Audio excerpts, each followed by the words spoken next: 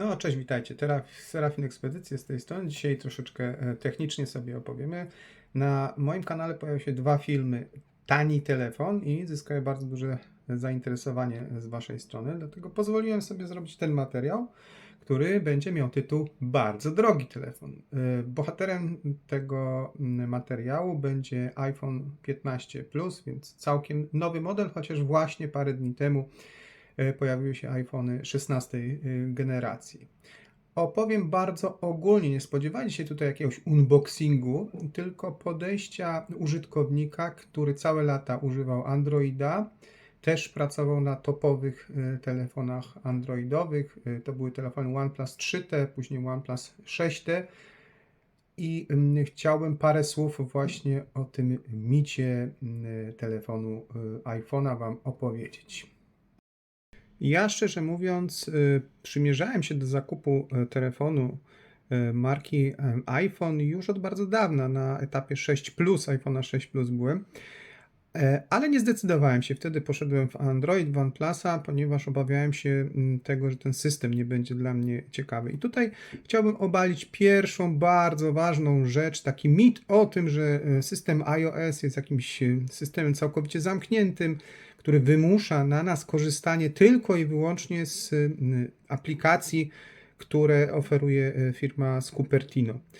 Ja powiem Wam tak, że bardzo dużo korzystam z pakietu Google'a, czyli zarówno dysk Google, kontakty Google, wiadomości Google, no oczywiście Gmail, Google Zdjęcia, Google Kalendarz. Wszystkie te aplikacje bez problemu działają na iPhone'ie. Są w pełni synchronizowane między komputerem, zwykłym komputerem desktopowym na Windowsie, a iPhone'em. I nie ma tutaj żadnego problemu. Przeniesienie kontaktów, ja mam bardzo dużo kontaktów w telefonie. Wszystkie kontakty zapisuję nie na telefonie, tylko w kontaktach Google, co powoduje, że gdy mam nowy telefon, po prostu loguję się do konta Google i natychmiast te kontakty są widoczne. iPhone słynie z tego, że ma bardzo dobre zdjęcia i wideo. Powiem w ten sposób. Zdjęcia w iPhone'ie wymagają, pierwsze to przede wszystkim ustawień. Tutaj widzimy właśnie system, który można sobie ustawić. Nie ma z tym większego problemu, wystarczy znaleźć dobre poradniki na YouTubie, które określają, co trzeba przycisnąć. Jest tu taka funkcja zapamiętaj ustawienia, co powoduje, że jak raz sobie to nastawicie, to iPhone będzie już robił takie zdjęcia. Co do jakości zdjęć powiem tak. Gdy macie idealny dzień, idealne światło, zdjęcia są obłędne. Jeśli schodzimy ze światłem, jakością świata, te zdjęcia są coraz słabsze. I jak na miarę takiego telefonu uważam, że nie są zaskakująco dobre.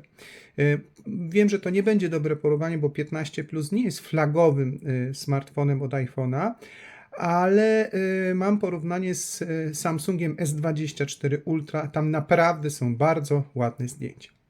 Natomiast wideo to jest absolutny sztos, jeśli chodzi o iPhone'a.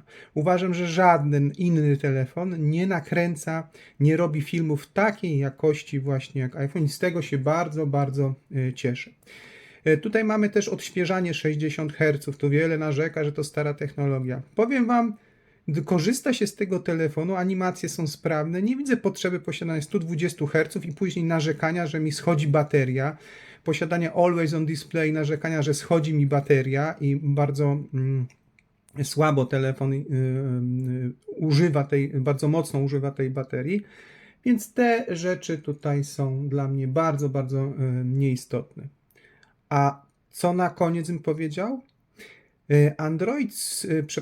iOS słynie z dużej stabilności i kolejne poprawki, usprawnienia powodują, że ten system działa sprawnie, dobrze i to działa przez wiele lat, więc o ile początkowa cena zakupu telefonu jest wysoka, to ona później procentuje tym, że przez całe lata korzystamy tak samo responsywnie z telefonu, tak samo płynnie, co przy innych producentach, innych produktach pozostawiać może wiele do życzenia.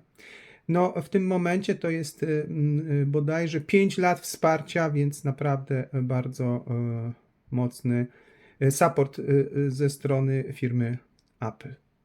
Jeśli materiał się spodobał, albo chcecie, abym rozwinął jakiś wątek odnośnie iPhone'a, to śmiało piszcie w komentarzach. Na razie, dzięki, hej!